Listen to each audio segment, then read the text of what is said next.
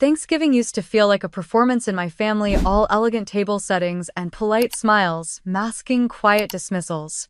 But nothing prepared me for the year I showed up and saw 12 chairs, 11 names, and mine missing. I sat in a folding chair, no one noticed, brought a pie, no one touched, and watched my mother toast the daughter. She was proud of my sister. Then I stood, said thank you for finally saying it out loud, and turned to leave. That's when I heard the knock. A voice I hadn't heard in years called my name. I turned and there stood my former student, now a California state senator, holding a bottle of wine and asking for me by name.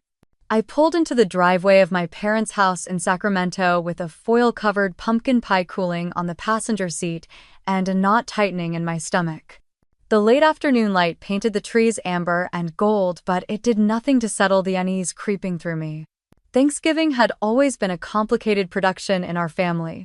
Plenty of smiles and polite conversations, but always with an undercurrent. One that only I seemed to feel.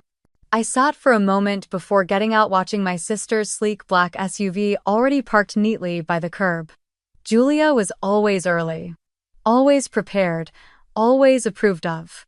I grabbed the pie, balanced it carefully in both hands, and walked up the familiar steps. The front door was slightly ajar. I knocked anyway, out of habit more than expectation. No one answered. I nudged it open with my shoulder. Inside, the scent of sage and turkey drifted through the hallway. Laughter erupted from the kitchen, my mother's voice rising above the rest like she was hosting a radio show. I stepped inside and closed the door behind me with a soft thud. The sound barely registered amid the buzz. No one looked up. I cleared my throat and held up the pie as I entered the kitchen. Hi, Mom. I brought dessert. My mother barely glanced over her shoulder. Her Chardonnay glass hovered midair as she waved vaguely toward the counter. There's already dessert. Just leave it there. I set it down next to a store-bought pecan tart and something Julia probably had delivered from that fancy bakery she loves downtown. I watched for a moment as my mother leaned into Julia, laughing at something touching her arm like she was a celebrity. Julia looked up briefly, saw me, and gave me a tight-lipped smile.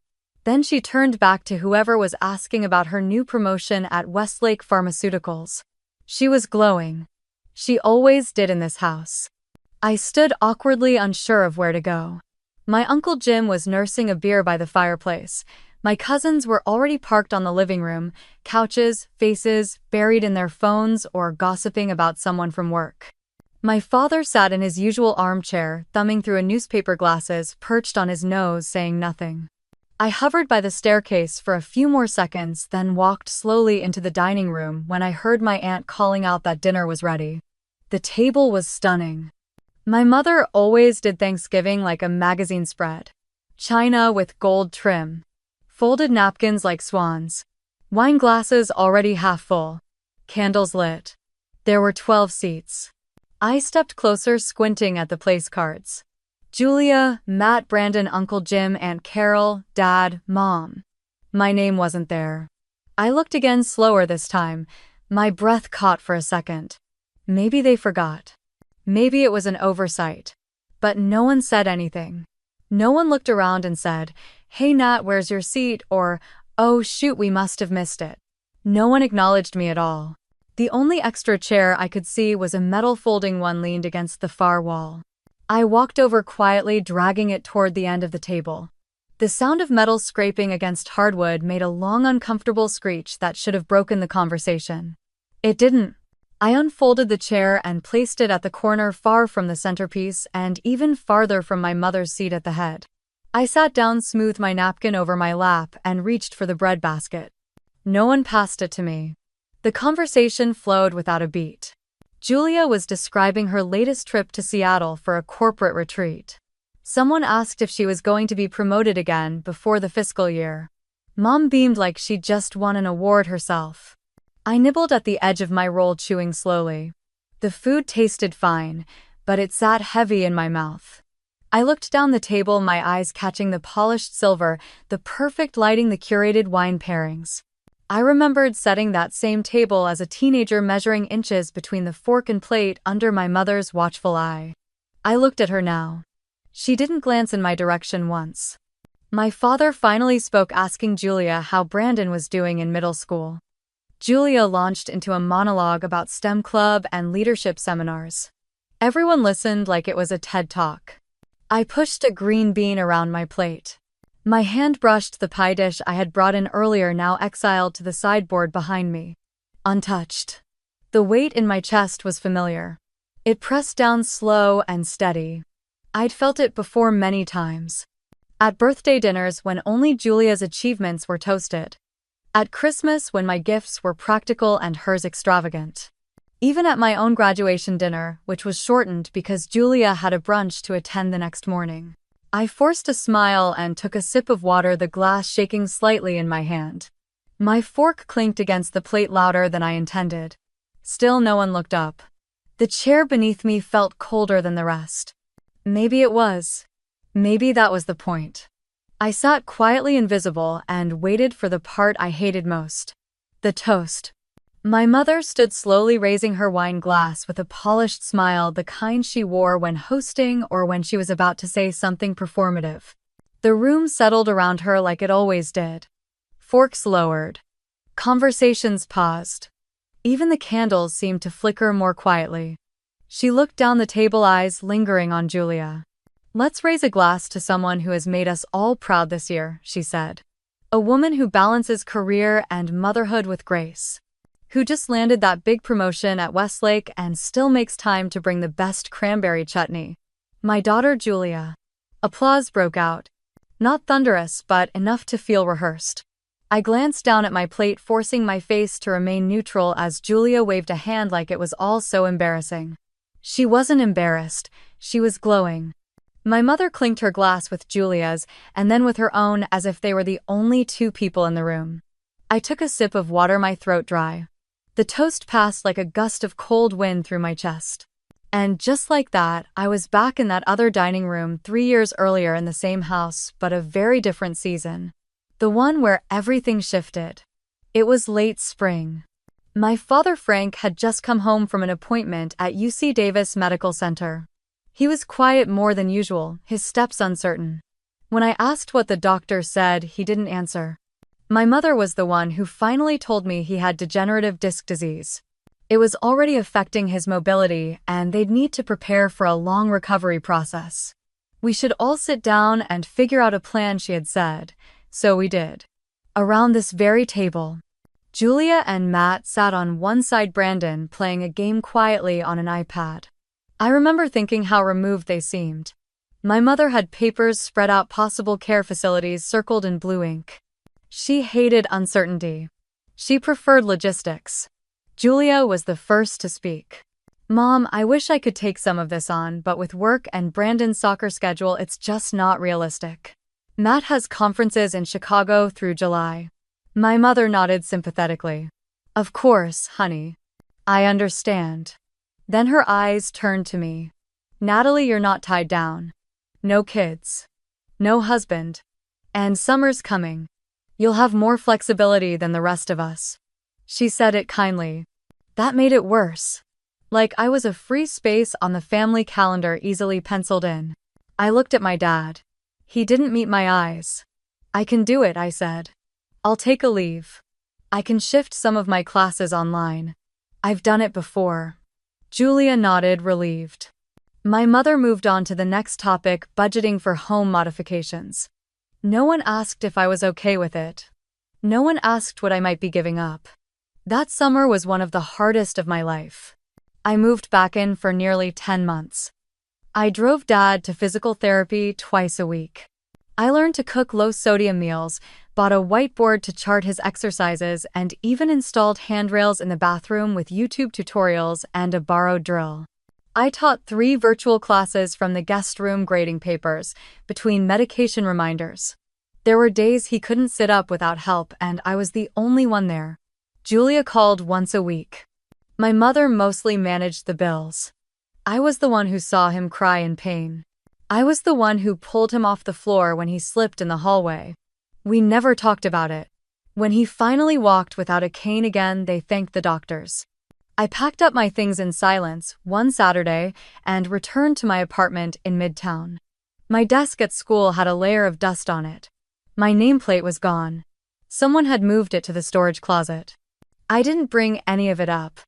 Not when Julia got promoted.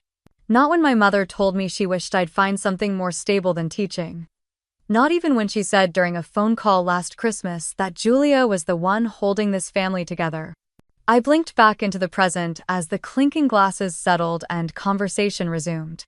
Julia was now recounting a story about her team at Westlake winning some award for brand alignment. My uncle asked about the bonus. She laughed and said she hadn't decided what to spend it on yet. Maybe a new SUV. I pressed my napkin against my lap, suddenly too warm. Dad hadn't spoken yet. He just sat there listening, his fork still untouched. I wondered if he remembered. If he remembered the nights I stayed up with him through back spasms, the mornings I fed him before my first Zoom class, the way I carried him through that year so no one else had to rearrange their lives. Maybe he did. Maybe he didn't. Either way, no one said thank you. I reached for my water again. The glass felt heavier this time. Outside, I could see the porch light flicker on as the sky turned lavender. My pie sat untouched on the sideboard. Julia's bakery cake had been devoured. People were already asking for seconds. My mother laughed again, high and sharp, and I felt something in my chest tighten like a fist. It had been 3 years since that spring. 3 years since I stepped into the role no one wanted. And now, here I was sitting in a folding chair, not even worthy of a name card. I looked at the people around the table. My family, my blood. And for the first time in a long time, I realized how far away from them I really was. Julia dabbed her mouth with her napkin and leaned in like she'd just remembered something delightful. Oh, and guess what? Brandon just got into the advanced STEM program at St. Augustine Prep. They only take the top 2%. I mean, he's just in 7th grade, but his science project on solar desalination was a huge hit at regionals. Aunt Carol clapped her hands and murmured something about genius genes. My mother looked so pleased it was almost comical. Of course he did, she said. With you and Matt as parents, how could he not? Matt, sitting beside her, offered a modest smile. Julia beamed, clearly enjoying the spotlight. My mother placed a hand over hers and gave it a little squeeze like she was passing down a crown. That's incredible, I said, trying not to sound small. Julia tilted her head in my direction, generous enough to include me in her success. He's been working really hard, she said. We're looking into early entry high school credits next semester. Maybe AP Bio if the school lets him. My mother turned to her with the full attention of someone watching a royal speech. That boy is going places, she said proudly. I swear he's going to cure cancer or run the CDC by the time he's 20. I took a sip of wine, letting it settle before I spoke. One of my students just got a full ride to Yale, I said. She was waitlisted last year, but she rewrote her personal essay after we had some long talks during office hours. She wrote about growing up undocumented, about the fear of being invisible. It was one of the most honest things I've read in years. The room went still for a half second. Then my mother laughed, not unkindly but dismissively, like someone brushing lint from a blouse. That's nice, but she's not family. Why get so worked up over kids that aren't even yours? I felt the heat rise in my chest. They're my students, I said. I spend more time with them than most people spend with their own families. They matter. Julia was already refilling her wine glass. Well, sure, but there's only so much you can do. Some kids just make it because they're wired that way. I looked at her, trying to find a crack in her polished confidence. I found none. It's not wiring, I said, it's effort. It's someone telling them they're worth something. My mother waved her hand like she was brushing away a fly. You always get so intense about these things. You pour yourself into everyone else and then act surprised when you're exhausted. I wasn't surprised. I was tired. There's a difference. I looked at my father sitting silently across the table. He was slowly cutting into his turkey, eyes focused on his plate like it held the answer to world peace. Dad, I said gently, do you remember when I brought home that essay about income inequality, the one that won the district award? He looked up for a second, blinked, then nodded slowly. Yes. You hung it on the fridge, I think. I did. You took it down after a week to make room for Julia's wedding photos. He said nothing. The silence clung to the edges of the table like fog. I folded my napkin in my lap to give my hands something to do. Mom turned to Julia again, smiling brightly. "And how's Richard adjusting to the new role? Roosevelt High is a big step up from where he was." "He's doing great," Julia said. "The staff loves him. He's implementing a new discipline policy that's gotten a lot of praise from the district." "That school needed a strong male leader," my mother added. "Someone who isn't afraid to hold kids accountable." My throat tightened. I knew Roosevelt High. I knew what the students looked like. Mostly Black and Latino. Mostly low income. I knew what accountable meant in those contexts. I also knew that no one at the table cared. I didn't say any of that. Instead, I asked, "Is he the same Richard who suspended 3 girls for organizing a protest over the dress code last fall?" Julia stiffened. "That's not fair. He was just following the rules. It got blown out of proportion online." I nodded slowly. "Of course it did." My father reached for the potatoes, still quiet.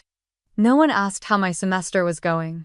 No one asked how my class on systemic bias in education was received, or that I'd been invited to speak at a state educators conference in February.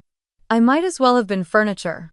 I excused myself quietly and stepped out onto the back patio. The air was crisp, almost sharp, and the sky had deepened into that navy blue that only lasts a few minutes before night takes over completely.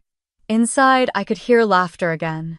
Julia's voice high and sure. My mother responding with admiration that she never wasted on me.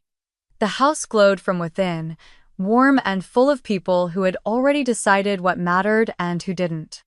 I stood in the dark watching the outlines of my family through the window. And I wondered not for the first time what it would take for them to see me. I came back inside through the sliding glass door, the cold still clinging to my sleeves. No one noticed I'd been gone.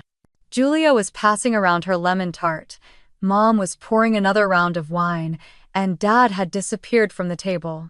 I quietly made my way toward the stairs, telling myself I just needed a break. A few minutes upstairs. A moment of silence that didn't make my skin crawl. The hallway still smelled faintly like lavender and lemon polish. My old bedroom door was slightly ajar. The room hadn't changed much. The same twin bed, now perfectly made with a neutral beige comforter. The desk had been cleared, my old books packed away. A guest room now. Or maybe just a room no one entered. I opened the closet to grab the jacket I'd left hanging when I arrived. It wasn't there. I frowned and checked the dresser. The top drawer held a few random hangers, some holiday linens. The second was filled with extra candles and old chargers tangled like seaweed. When I pulled open the bottom drawer, something slid forward. A thick white envelope tucked beneath a stack of unopened mail and coupons from last fall. It was sealed, but the edges were softened like it had been handled more than once. My name wasn't on it. But my father's was. Frank Pierce, written in neat, deliberate handwriting. I turned it over. The return address was Los Angeles. Camila Reyes. I sat on the edge of the bed, suddenly unsteady. Camila. I hadn't seen that name in years. I hesitated, then opened the flap carefully, like it might fall apart if I moved too fast. Inside was a single sheet of paper. Not typed. Written by hand in deep blue ink. The date in the corner read the 10th of September 2025. Dear Mr. Pierce, I hope this letter finds you well. I know it might seem strange to hear from someone you've never met, but I felt it was important that I write to you. Because your daughter changed my life. My name is Camila Reyes. I was one of Natalie's students at Roosevelt High back in 2005. I was the girl who nearly got expelled for writing an essay about gender discrimination in our school's policies. Your daughter stood up for me when no one else would. She fought quietly, persistently, and at personal cost. Because of her, I stayed in school. Because of her, I got a scholarship. Because of her, I believed I was worth something. I'm writing to you today as the newly elected state senator for California's 9th District. I wanted you to know that the person you raised has left a mark on this world far greater than any newspaper headline or award could capture. She saw me when I was invisible. She gave me dignity before I knew how to claim it myself. If you speak to her, please tell her thank you. If she ever wonders whether the work she does matters, let her know it does. Let her know she changed someone's future. With deep gratitude, Camila Reyes. I stared at the paper, the lines blurring slightly as tears welled in my eyes. I read it again and again. Each word hit with the kind of force that made your chest feel both cracked open and full at the same time. He kept this. He didn't throw it away. He kept it. But he never told me. Why? I sat there for several minutes, the letter resting on my knees. I could still picture Camila, 15 years old, her dark eyes sharp with questions she wasn't afraid to ask, her words too big for the walls of our classroom. I remembered the day she came to me after being pulled into the principal's office for what they called inflammatory writing. I remembered walking into that office, sitting down beside her, and refusing to leave until someone listened. She never forgot. I had no idea. The ache in my chest was different this time. Not bitterness. Not frustration. It was something closer to awe, and underneath that a small sliver of pain. Because my father had held on to this piece of me, this proof that I had done something good, and said nothing. Maybe he was waiting for the right moment. Maybe he didn't know how. Or maybe, like me, he was used to letting things go unspoken. I folded the letter back into its envelope and tucked it into my coat pocket. Downstairs, I could hear chairs shifting, the clink of silverware. Probably time for dessert.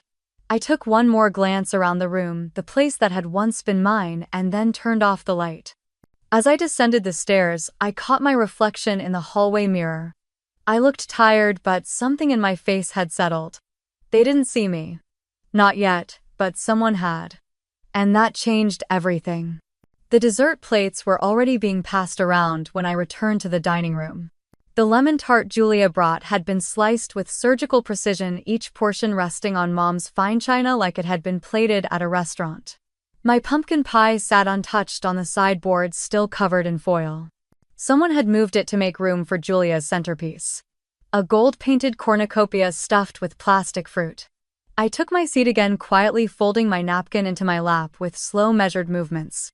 My coat felt heavier now, the envelope inside pressing against my side like a hidden weight. No one looked at me. Not even Dad, who had returned to his seat and was now sipping from a water glass like nothing had happened. Mom stood, wineglass in hand, smile already in place. The room hushed on cue.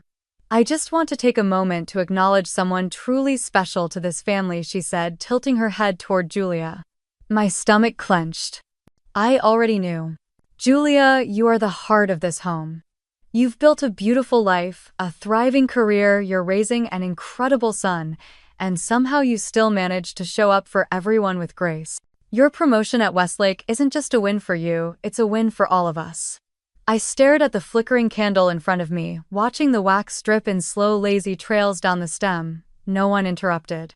No one shifted. The silence around the table felt anticipatory, as if this had all been rehearsed.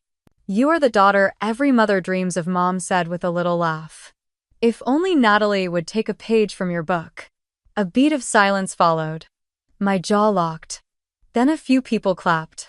Aunt Carol mostly. Matt gave a small nod. Julia smiled bashfully and reached for her glass, her eyes shining like stage lights had just landed on her. I felt my chair disappear from beneath me, not physically. But emotionally, it might as well have collapsed. The room closed in around me like a fog bank, soft and choking. My pie sat behind me, forgotten. My name had not been spoken. Not once. I stood. The scraping sound of my chair drew a few heads. Thank you, I said, my voice clear and steady, for finally saying it out loud. No one responded. I tucked in my chair slowly and turned toward the hallway. No plates clattered. No one called after me. I walked past the sideboard, past the untouched pie, past the photos on the wall where Julia was framed in gold and I was cropped out of group shots. I reached the front door and wrapped my fingers around the knob. Then I let go. I stood there for a moment, hearing the laughter resume behind me like I hadn't been there at all. My breathing felt tight, like something was pressing just beneath my ribs. I didn't know what I had expected. Maybe not applause. But not nothing. I stepped outside into the night. The air was cool, damp with early winter chill, and smelled faintly of oak leaves and chimney smoke. The porch light buzzed above me, flickering once. I stood at the top of the steps, unsure of where to go. My car keys were in my purse by the coat rack. Inside. I closed my eyes and let the quiet wrap around me like a blanket, colder than it should have been, but somehow honest. Behind me a laugh rose again. Julia's. I took the first step down. Then the second. And then I heard the knock. A sharp, clear rapping on the front door. Not urgent, not impatient. Just steady. I froze, one foot on the last step. From inside I heard movement. Julia's heels clicked toward the door. A pause. Then the sound of it opening. I turned slowly. There, standing in the glow of the porch light, was a woman in a long charcoal coat, curls pulled into a low bun, a bottle of wine tucked under one arm. Her eyes scanned the room, then landed on me. Natalie, I blinked. Camila. She smiled, stepping forward. I hope this isn't a bad time. Mr. Pierce invited me. I know it's unorthodox showing up like this, but he said it might be meaningful. Julia hovered behind her, visibly confused, her hand still on the doorknob. My mother stood up from the table, brow furrowed. Camila walked past Julia and stepped fully into the entryway. Her coat was damp at the shoulders. She held out the bottle to my mother. I brought red. It's local. Paso Robles. I wasn't sure what was being served. My mother took the bottle mechanically. And you are? Camila turned to her, polite but firm. Camila Reyes. I was one of Natalie's students. From Roosevelt High. A shift passed through the room. Small but unmistakable. My father entered from the kitchen, drying his hands on a towel. She's here, he said softly. Camila smiled at him, then turned back to me. I hope it's okay that I came. I've been meaning to see you. I have some news. Important news. And I couldn't think of a better day to share it. She stepped closer, lowering her voice so only I could hear. I got elected, Natalie. State Senate. 9th District. I wanted to tell you in person. My breath caught. You. What? She laughed softly, eyes shimmering. I'm the youngest woman ever elected to represent the 9th, sworn in next month. But none of it would have happened if it weren't for you. The dining room was completely silent now. Chairs had stopped shifting. Silverware had stilled. Camila turned toward them, standing tall, steady. This woman changed my life. She fought for me when no one else would. She believed in me before I believed in myself. And I wouldn't be standing here if it weren't for her. Her voice rang clear, unwavering. So if you're toasting anyone tonight, it should be her. I looked past her to the faces at the table. My mother's lips parted, but no sound came out. Julia's wineglass was frozen midair. And for the first time that day, I did not feel small. I felt seen. Camila stepped closer before I could even process it and wrapped her arms around me in a hug, so sure, so full it nearly knocked the air from my lungs. I hadn't been hugged like that in years. Not out of obligation, not out of family duty, but from real connection. I clutched her back, stunned. Her coat was still cold from the night air, her curls smelled faintly of rosemary and wind. When she pulled back, her eyes were glassy. I meant every word she whispered. You saved me, Natalie. I opened my mouth, but nothing came out. Behind her, the silence in the room was a living thing. I could feel every gaze, every frozen breath. Julia still hadn't sat down. My mother stood halfway between the kitchen and the table, her face pale, eyebrows locked in a slight frown, like the image in front of her was refusing to make sense. Camila turned, eyes scanning the room. Hi, she said, polite, but not soft. I know this is unexpected. I'm sorry if I disrupted dinner. This mattered. My father stepped forward, towel still in hand. He smiled, not broadly, but with a warmth I hadn't seen in him all night. We're glad you came, Camila. She nodded at him, then looked at the rest of the table. My name is Camila Reyes. Some of you might know the election results this week. I was elected to serve California's 9th District in the state Senate. What you probably don't know is that I almost never made it out of high school. Julia blinked, finally lowering her glass. I was 15. Camila continued, and I wrote an essay that challenged the school's dress code. I said it targeted girls unfairly, that it shamed them into silence. I was told it was inappropriate, disruptive. There were talks of suspension, expulsion. She glanced at me. And then someone stood up for me. One teacher. Natalie Pierce. My throat tightened. The envelope in my coat pocket suddenly weighed twice as much. She advocated for me when I couldn't do it for myself. She met with administrators. She rewrote the policy with me. She told me my words had power. And because of that I stayed in school. I went to UCLA. Then Columbia Law. Then I ran. And I won. She smiled, not proud, not smug. Grateful. This woman changed my trajectory. I'm not here to embarrass her. I just thought you all should know the truth about the kind of person she is. No one spoke. Camila turned back to me, gently touched my arm, and I never forgot. My mother cleared her throat. The sound was sharp in the stillness. That's very impressive, she said, forcing a small smile.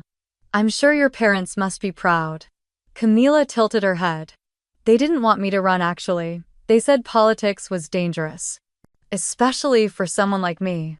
But Natalie believed in me before I had any credentials, any degree, any backing. She saw potential when everyone else saw a problem. Julia shifted in her chair, her eyes darting between me and Richard, who stared down at his plate like it might offer an escape hatch. My father stepped closer to Camila. I remember the letter, he said quietly. Thank you for writing it. Camila's face softened. I meant every word. Mom's smile had tightened. Her grip on the wine glass was visibly firmer. Well, she said, maybe we should all sit down again. Let's not let dessert go to waste. Camila shook her head gently. I actually didn't come to eat. I just wanted to stop by. To thank Natalie in person, and to give her something. She reached into her purse and pulled out a folded invitation card. Swearing-in ceremony is December 3rd downtown at the Capitol. I want you to come. Front row. She handed it to me. And I want you to stand with me when I take my oath. Because none of this happens without you. I took the card with trembling fingers. My name was written inside under a formal heading embossed in silver ink. It felt surreal. Like being handed a mirror and finally recognizing the person staring back. I swallowed hard. Thank you, I said softly. I don't know what to say. Camila smiled. You don't have to say anything, just show up. You've already done the rest. She turned toward the door, then paused. Congrats on the pie, by the way. The smell alone almost made me stay for seconds. A few people chuckled. But it wasn't the kind of laughter that erased tension. It was the kind that tried to fill a void. Camila opened the front door. The cold rushed back in, curling around our ankles. She looked at my mother, then at Julia. Nice to meet you both. I'm sure you're very proud. Julia gave a shallow nod. My mother pressed her lips into something resembling a smile. And just like that, Camila was gone. The door closed with a soft click. I stood there, card in hand, as the sound of her words echoed inside me louder than any toast I'd ever been given. At the far end of the table, Dad sat back down slowly, his eyes on me now. Really on me. Julia picked up her fork. Mom sipped her wine. No one said a word. I turned to the sideboard, uncovered the pie, and calmly placed it in the center of the table. Then I sat down and waited. No one reached for the pie. The room sat in a strange kind of stillness, the air heavy with something no one wanted to name. My mother stirred her wine with slow, deliberate circles.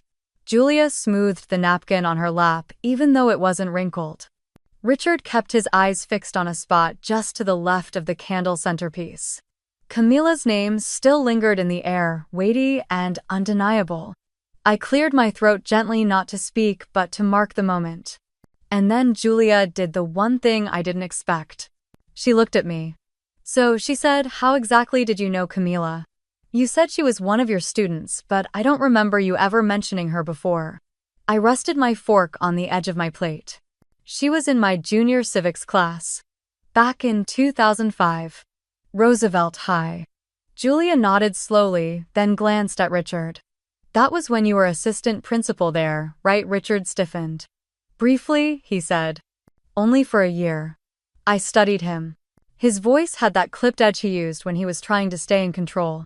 I'd heard it before at family gatherings when someone brought up charter school funding or teacher strikes. He liked being the one with answers. Camila wasn't exaggerating, I said. She wrote an essay critiquing the school's policies, especially the dress code. She said it unfairly targeted girls and sent the wrong message about their bodies. I looked straight at Richard. She was pulled into your office for it. He raised his chin slightly, lips tightening. That essay stirred up a lot of noise. There were concerns about tone, about the appropriateness of the content for a school-wide platform. You suspended her, I said. 3 days, and tried to recommend expulsion. For an essay, Richard shifted in his chair. I followed protocol, he said evenly. The guidelines for student publications were clearly defined. There were rules. I leaned forward. And sometimes the rules are wrong. Julia spoke up, her voice thin. Look, I'm sure it was a complicated situation. I mean, schools have to be careful, especially with public image and parental complaints. Richard wasn't trying to silence her. Camila told me she left that meeting crying, I said, and that no one else stood up for her. Except me. The room went quiet again. The only sound was the faint tick of the wall clock and someone's knife tapping softly against a plate. I didn't do anything radical, I continued. I just sat beside her. I listened. I told her that her voice mattered. And when the administration tried to bury the issue, I helped her rewrite the essay into a public op-ed for the Sacramento Chronicle. It got picked up statewide. My father looked over, his expression unreadable. Julia stared at Richard. Is that true? Richard looked down at his hands. The district wasn't happy about it. They said I should have handled it differently, but by the time I reconsidered, she was already in the spotlight. It would have looked worse to keep pushing. So you backed down because it was convenient, I said. He bristled. I backed down because the school board told me to. Camila's voice rang in my head again. She had said Natalie was the only one who believed in her. I remembered the fire in her writing, the way she refused to apologize for existing. I had never forgotten her. And now, neither had the world. My mother finally spoke, her voice too high and too bright. Well, whatever the details, it all worked out in the end, didn't it? The girl is successful, and Natalie, you helped someone. That's something to be proud of. She raised her wine glass again as if that sealed the matter. Julia didn't lift hers. She was staring at Richard like he'd become a stranger. You never told me any of this, she said quietly. It was a long time ago, Richard replied. She was 15, Julia, said, her tone sharper now. You nearly wrecked a girl's future over a dress code. Richard shook his head. It wasn't that simple. Maybe it was, I said. Maybe it's always been that simple. People with power deciding who gets heard and who gets shut down. My mother exhaled loudly. Can we not make this into another lecture? I turned to her. It's not a lecture, it's a memory. One that apparently only matters to me. She gave me a strained smile. All I'm saying is the girl got lucky. Something flickered in my chest. It wasn't luck, I said. It was justice. It was hard work. It was the truth. And the fact that you're calling it luck says everything about how you see people like her. No one moved. I looked around the table at all the carefully neutral expressions, the practiced disinterest. Camila had stood in this room 10 minutes ago and offered them a version of me they had never seen. One they had refused to see. Now they were being forced to sit with it, and so was I. I stood at the kitchen sink later that night, hands submerged in soapy water, scrubbing pie plates and wine glasses with slow, methodical motions. The house had grown quieter, the buzz of voices fading into distant murmurs from the living room. Julia and Richard were in the den, whispering sharp sentences under their breath. My mother had disappeared into her bedroom. Only the occasional clink of silverware or the hum of the dishwasher kept me company. The overhead light flickered once. I didn't bother fixing it. I was rinsing a champagne flute when I heard soft footsteps behind me. Need a hand. My father's voice, worn and low like gravel warmed by sun. I glanced over my shoulder. He held a dish towel and looked more settled than I'd seen him all evening. Sure, I said, passing him a plate. He dried it slowly like he was buying time. We stood like that for a minute, working in quiet rhythm. He didn't speak right away. I didn't press him. After the third plate, he cleared his throat. I read Camila's letter the day it arrived, he said. I kept it in my desk drawer. I didn't show your mother. She doesn't always know what to do with things like that. I stopped drying a spoon and turned toward him slightly. Why didn't you give it to me? He paused, folding the towel in half. Because I wanted to wait for the right time. And because I know you. You don't need grand gestures. You just need someone to notice. And I did. I stared at him. His face looked older than usual, but softer too. Like something had unknotted behind his eyes. She sent that letter because of you, Natalie. She didn't write it for headlines. She wrote it because you made a difference. That matters. Even if this house sometimes forgets it. I set the spoon down gently in the drying rack. You invited her tonight. He nodded. After I read the letter, I started following her campaign. I watched her speak. I saw how she carries herself. Confident. Fierce. I recognized it. Because I've seen that in you your whole life. My throat tightened. And you just called her. I asked if she'd consider dropping by. I didn't know if she'd say yes. I told her it would mean a lot. Not just to me. To you. She didn't hesitate. He picked up another plate, then stopped halfway through wiping it. I know I haven't always said the right things, or anything at all. But I see what you've done, Natalie. This house, this family, it leans on you more than anyone admits. I leaned against the counter, the cool tile pressing through my sleeves. She changed her life, I said. But I didn't even know. She wrote that letter, and I never got to read it. He placed the clean plate gently on the stack, then looked at me. Because I thought maybe one day I'd be able to give you something better than just the words. He reached into his jacket, draped on the back of a chair, and pulled out a folded paper. I met with the lawyer last week, he said. Before Thanksgiving. It's not finalized yet, but the paperwork's in motion. The house will be in both our names starting January.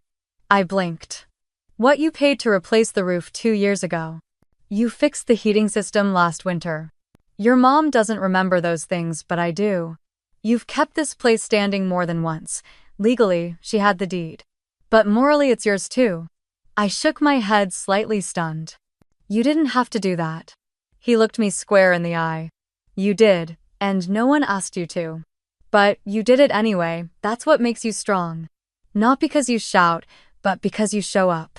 My eyes stung. I blinked rapidly, trying to will the tears back. I don't need a name on paper, Dad. He gave a soft laugh. Maybe not. But I do. We stood there in silence, surrounded by steam and dishwater and the scent of lemon soap. For the first time in a long while, I felt something inside me loosen. Like a rope finally slackening after years of tension. Thank you, I whispered. You deserve to be rooted somewhere, he said. Not just in responsibility, but in name. In history. The faucet dripped softly. The dishwasher beeped as it finished its cycle. He picked up another glass, then looked at me again. You're the quiet one, Nat. But I hear you now. I just wanted you to know that. I nodded, biting the inside of my cheek to keep from crying. A piece of me, one that had been frozen solid for years, finally began to thaw. I poured myself a glass of water and stepped quietly out of the kitchen. The hallway stretched ahead like a tunnel, dimly lit carpet soft beneath my feet. The living room had mostly cleared out. Dad was still at the table sipping tea, Richard and Julia nowhere in sight. My mother's door was cracked open. I meant to pass it. I really did. But then I heard my name. You have to talk to him, Julia. You have to stop your father before he makes a mistake we all regret. My feet froze. Mom's voice was sharp, barely a whisper, but laced with urgency. I stayed still, holding my breath. The door wasn't fully shut, and her words slid through the gap like smoke. If he adds Natalie to the deed, I lose everything. You understand that, right? There was a pause. Julia's voice came next, lower, more tired. It's not about losing anything, Mom. It's about being fair. She's helped with everything around this house for years. She's paid for things you don't even remember. I do, Dad does. That's not the point, my mother said quickly. Once her name is on that house, it's no longer mine. I built this home. I kept it up when your father was laid up after surgery.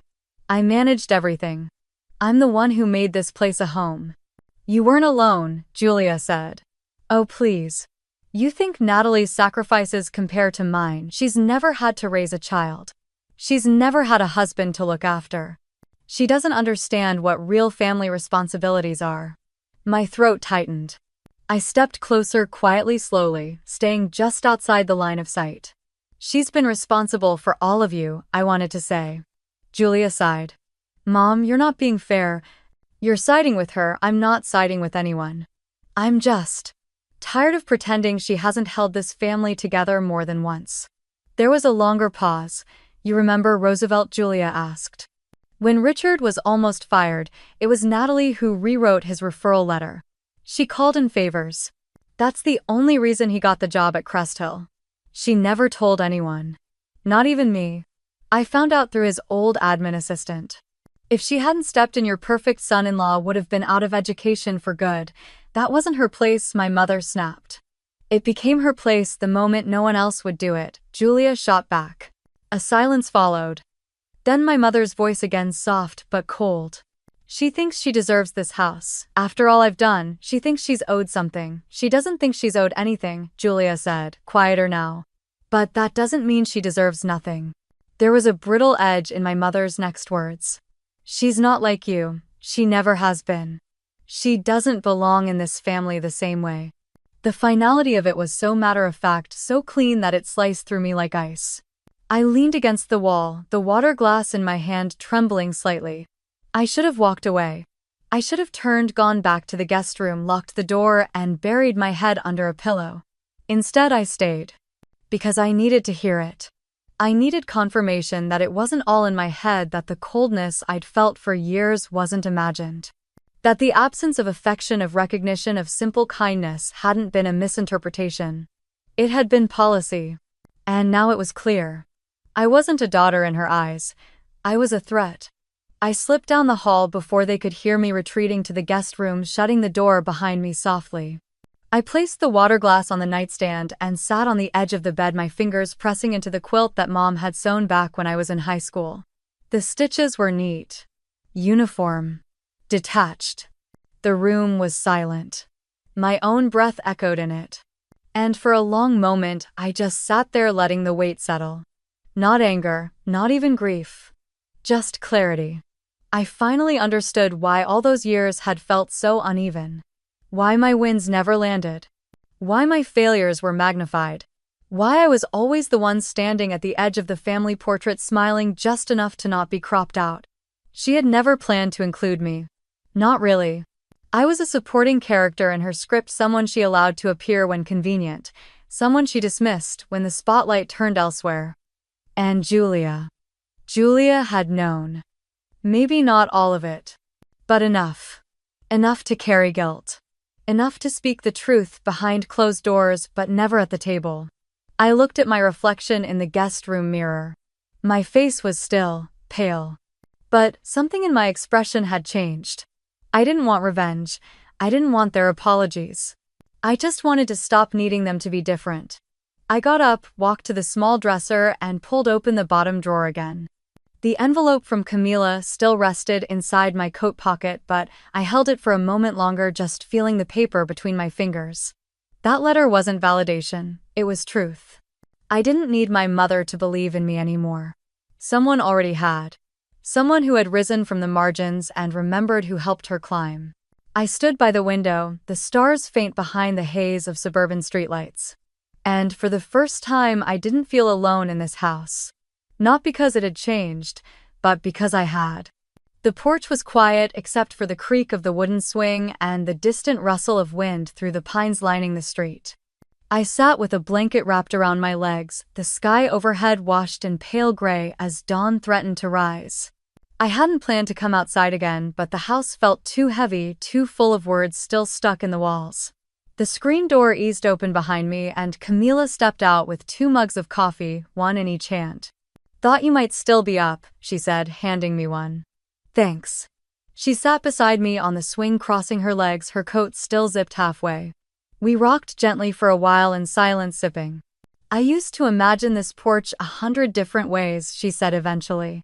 But none of those versions had me here, sitting next to you, holding a mug in a house that once made you feel small. I gave her a sideways glance. You always had a way with words. Only because you taught me not to be afraid of them.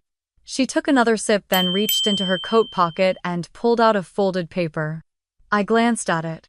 What's that? An invitation, she said, then placed it gently in my lap. I unfolded it. My name was printed at the top below the seal of the California State Senate. My eyes scanned the page, catching keywords. Advisory Council on Educational Equity. Camila turned toward me. We're forming a new panel to address statewide disparities in public education. Real reforms. Curriculum funding, access, discipline policies. I want you on it. I blinked. Me, you. I let out a dry laugh. Camila. I'm a high school teacher in a mid-sized district. I write lesson plans and grade essays in my sweatpants. I'm not a policymaker. Exactly why I need you, she said. Because you know what's real. You've seen it, lived it. And because you didn't need a podium to change lives, you did it anyway. Quietly, consistently. I looked back at the invitation. My name looked so strange next to words like State Council and Legislative Review. It felt like someone else's paper. She leaned her elbow on the armrest. You once told me that systems only change when people inside them stop being afraid of being inconvenient. I don't remember saying that. You did. Right after I got my first rejection letter from UCLA. You told me to write them back. Not to beg. To clarify. To remind them who they were overlooking. I remembered now. She'd brought the letter into my office, her hands shaking, her mouth tight. I had told her rejection wasn't always the end. Sometimes it was a dare. You believed in me before anyone else did, Camila said softly. This is me returning the favor. We sat there in silence, letting the morning unfold in slow motion. You know it's going to be ugly, I said after a while. The pushback. The politics. She nodded. I expect it. I don't want people who play nice. I want people who do the work. I stared into my coffee for a long time. The idea of it terrified me. But not for the reasons I used to fear things. It wasn't about failure anymore. It was about being seen, and learning how to accept that without flinching. Okay, I said finally. I'll do it. She didn't smile big. Just nodded like we'd made a pact we both understood. A few days later, the Sacramento Tribune ran a full feature. The headline stretched across the top fold: State Senator Camila Reyes honors her former teacher. The photo was candid. Me and Camila outside the house, caught in mid-laughter, my hand on her shoulder, her eyes closed like she was remembering something good. The caption beneath it read, "Some teachers change grades, others change lives." I found the paper on the kitchen table that morning. Someone had left it next to the toaster. My mother stood across the room, arms crossed, staring out the window above the sink. I picked up the newspaper, looked at the front page, then at her. She didn't speak. I folded it and placed it gently on the counter. You read it. She nodded once. Her face gave nothing away. But her hands, still and pale, were clenched tighter than they needed to be. I turned to leave, but her voice stopped me. I didn't know you meant that much to her. I paused, my hand on the door frame. You never asked. She didn't respond. That afternoon I passed by the living room again. The newspaper was gone from the table. Later I opened the side drawer in the credenza to get a coaster. Inside, carefully tucked under old birthday cards and church programs, was the folded paper. The front page still facing out, my picture still visible. She hadn't thrown it away. Not this time. The Monday after Thanksgiving, I stood in front of my second period sociology class, watching as the last of the students filtered in, still shaking off the holiday haze. There was a chill in the air that hadn't quite left, and someone had cracked the window too wide, letting in a gust of Sacramento wind that stirred the flag hanging by the whiteboard. I passed out a worksheet about systemic bias, the kind of topic that usually sparked some lively discussion. But today the room felt different. Quieter. Like they were waiting for something. About 10 minutes in, as I walked between desks, a hand went up in the back row. It was Jackson, a sophomore who rarely spoke unless it was about something he'd researched all weekend. His brow furrowed behind thick glasses. "Can I ask something not about the worksheet?" "Sure," I said. He hesitated. "I saw you on the news. With Senator Reyes. You were her teacher, right?" I nodded slowly. "Yeah, I was." He leaned forward a little. "Was it weird, like, having someone you taught end up way more famous than you? Did your family even know?" I smiled softly, feeling the room shift again. Everyone, now very interested in my answer. "Yeah, they know. And no, it's not weird. It's incredible." "But weren't they, like, proud?" Jackson asked. "I mean, your name was everywhere." I paused, letting the silence hang just long enough to let the question land fully. "Sometimes," I said, "people don't always say they're proud out loud. But that doesn't mean your worth depends on their words." He frowned, chewing that over. "What does it depend on?" "Knowing it yourself," I said. "And on the people who do see it telling you when it matters." The classroom stayed quiet for a beat, like the moment had hit deeper than expected. Then someone near the window whispered something, and the room gradually slipped back into normal noise. I went back to the front and resumed the lesson, but something lingered in the back of my mind. Camila's face as she'd stood in my parents' house, her voice steady and clear. After the final bell, I stayed behind to finish grading a stack of essays. The halls emptied slowly, lockers slamming, footsteps echoing. I was just logging attendance when the email pinged. From Camila.Reyes@ksenate.gov, subject first guest. "Hey Nat, just confirmed the venue and the time. The list of guests is growing, but you were always going to be the first name on it.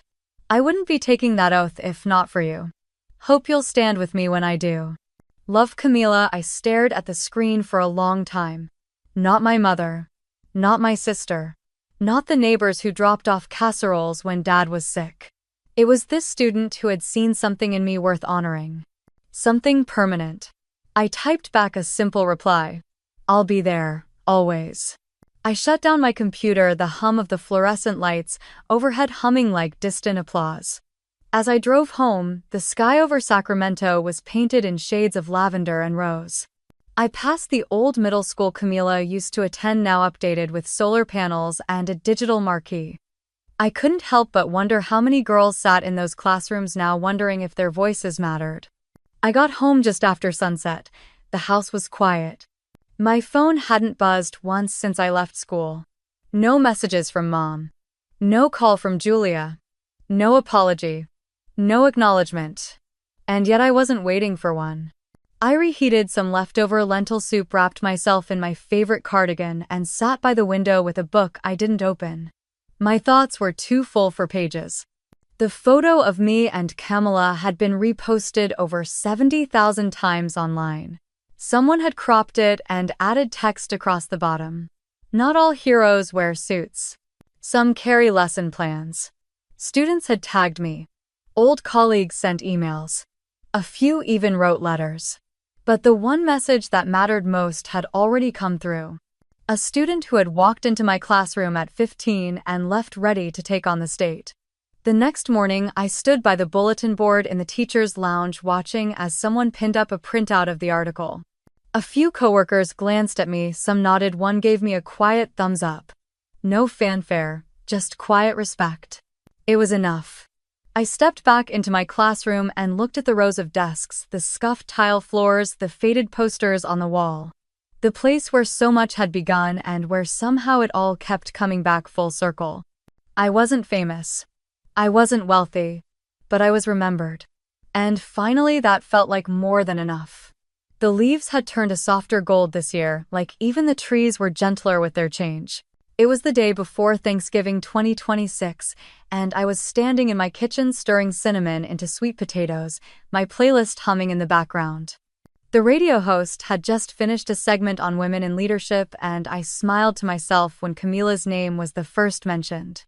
The house smelled like vanilla sage and something faintly smoky from the marshmallows I'd accidentally left in the oven a minute too long. My father was in the living room arranging extra chairs around the table with his usual half-grumble, half-whistle routine. He had insisted we host this year. Said it was time for new traditions. No one else from my family was coming. I hadn't expected them to. After last year, the silence between us had stretched into something permanent. Julia had sent a card in the spring. It said happy birthday. Nothing more. My mother hadn't reached out at all. Not when the news broke about Camila's advisory council. Not when I was interviewed in the Chronicle. Not when the plaque from the district arrived naming me Educator of the Year. And strangely, I was okay with that. This year, the table would be full of people who had chosen to be here. My coworkers, former students, a few neighbors who always waved when I brought in the recycling. Frank had even invited one of his old union buddies who brought homemade cornbread and an endless supply of war stories. By 5 o'clock, the house buzzed with conversation. People balanced plates on their laps, shared stories about first jobs and awkward teenage years. We ate in courses, laughing too loudly and passing dishes too slowly. There was no order, no toasts, no assigned seats. But one chair remained empty. The head of the table. No one sat there, not because it had been claimed, but because it had been saved. At 5:47, just as the pumpkin pie made its second lap around the table, the doorbell rang. I knew it was her before I opened the door. Camila stood there wrapped in a wool coat, curls falling loose around her shoulders, cheeks flushed with wind. She held a bottle of red wine in one hand and a bakery box in the other. "I'm on time this year," she said with a grin. "Barely." She stepped inside, handed me the wine, then held up the box.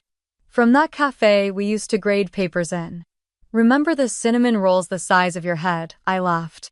I hadn't thought about that place in years. She kicked off her boots and looked around the dining room. When she saw the empty chair, her eyes softened. "That for me?" I shrugged. "Only if you still want it." She didn't answer. Just walked over and sat down, placing the bakery box in the center of the table like a crown. Then she raised her glass. "To Natalie," she said, her voice clear but not showy. "The one who saw potential where others saw problems. Who made space for people like me long before anyone thought we deserved one. You taught me to speak up. You also taught me when to listen." Everyone followed their voice as a chorus. "To Natalie." I didn't cry. I didn't duck my head. I just smiled, let the warmth wash over me, and took a sip. Dinner went long. People stayed late. My father fell asleep on the couch with a paper plate balanced on his chest, a fork still in his hand. 2 of my former students stayed behind to do dishes, arguing over who had better grades in 10th grade. I let them. As I moved to tidy up, Camila joined me at the counter. "You know," she said, "next year's legislative session is going to be brutal." I smirked. "And I assume that's your subtle way of asking if I'm still on board." She shrugged. "Just making sure you're not hiding behind lesson plans again." "Never hiding," I said, "just pacing myself." She bumped my shoulder gently. "Fair. But pace faster. I need your voice in that room. They listen to me now, sure, but you make people think." I nodded. We washed the last of the dishes in comfortable silence. Later that night, after everyone left, I sat back at the table. The room was quiet again, the candles melted low. The head chair, the one I never used to sit in, now felt natural under me. Not like a throne. Like home. I reached into my pocket and pulled out a folded napkin with a smudge of cinnamon and a note scribbled in the corner. One of my students had written it during dinner. "Thanks for being the kind of adult I hope to become." I set it beside my plate, my heart full. The next morning, the Tribune printed a photo from the event. Camila and I in my kitchen, aprons on, cinnamon dust on the counter, both mid-laugh. The headline read, "Not every Thanksgiving has a throne, some just have a chair." Saved with intention, I clipped the article and taped it to my fridge. Next to it was a postcard from a student I'd taught back in 2012. She now worked as a civil rights attorney in Chicago. Another girl who once believed her voice didn't matter. I made breakfast. Simple eggs and toast. Opened the back door to let in the cool morning air. And as I sat down with my coffee, I realized I didn't need a house full of validation. I didn't need my mother's praise or my sister's recognition. I had my chair. And for the first time in my life, it had my name on it. If you've ever felt like the one in the background, the helper, the quiet supporter whose work was taken for granted, I want you to know you are not alone. There are so many of us who've carried more than we should loved without thanks and built spaces for others without asking for anything in return.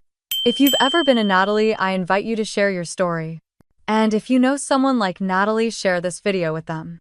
Let them know they are seen. Let them know they deserve their seat too.